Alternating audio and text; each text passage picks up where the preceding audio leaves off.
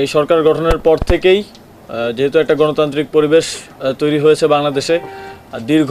বঞ্চনা এবং যেই বৈষম্যের শিকার দেশের মানুষ প্রতিটি সেক্টর থেকেই সবাই তাদের সেই কথাগুলো, সেই দাবিগুলো নিয়ে এসেছে। একইভাবে শ্রমিকরাও তাদের দাবিগুলো নিয়ে এসেছেন এবং এই সমস্যা তো আর আজকে তৈরি হয়নি, এই সমস্যাটা দীর্ঘদিনের। আমরা এর আগেও দেখেছি যে বিভিন্ন শ্রমিকদের দাবি আছে এবং মালিক শ্রমিকের মধ্যে বিভিন্ন বোঝাপড়ার বিষয় আছে এবং বিগত সরকারের আমলে শ্রমিকদের সকল দাবিকে দেখা গেছে বিভিন্নভাবে দমিয়ে রাখা হয়েছে। তাদের বিভিন্ন আন্দোলনে 2023 সালে আমরা দেখেছি হামলা করা হয়েছে। এই সরকার দায়িত্ব নেওয়ার পর প্রথম থেকে আমরা বলেছি যে বিগত সময়ের এই সবগুলো অন্যায় অবিচার এই সব কিছুকে অ্যাড্রেস করা হবে এবং যত ন্যায্য দাবি আছে সেগুলো পূরণ করার জন্য প্রথম দিন থেকে আমরা কাজ করে যাচ্ছি।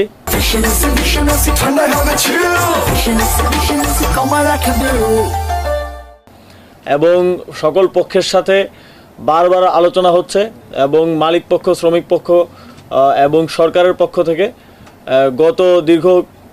প্রায় 1 মাস ধরেই আলোচনা চলছে এবং তার ভিত্তিতে যেই কি দাবি আছে 18টা আমরা আইডেন্টিফাই করেছি। সেই 18টা দাবির বিষয়ে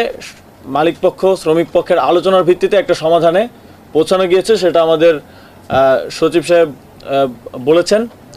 আমরা বিশ্বাস করি যে এই দাবিগুলোর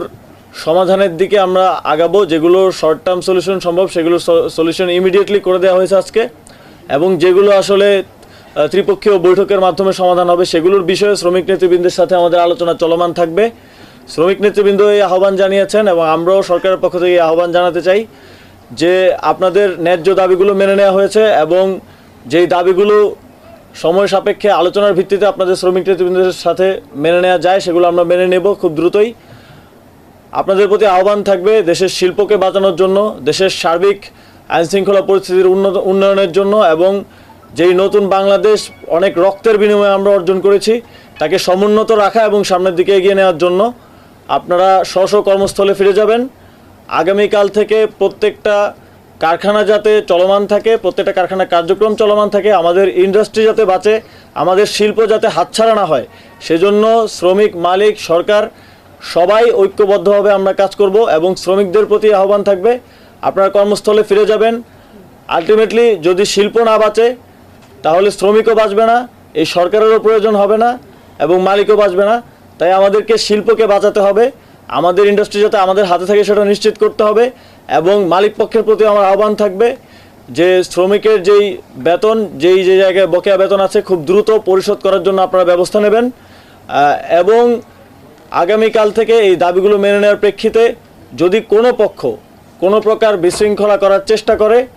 সেটা যদি কোনো মালিক পক্ষ বেতন দেওয়ার ক্ষেত্রে অনাগ্রহ প্রকাশ করে এবং সদিচ্ছার অভাব থাকে এবং শ্রমিক পক্ষের দিক থেকেও যদি বিশৃঙ্খলা করার চেষ্টা করা হয় তাহলে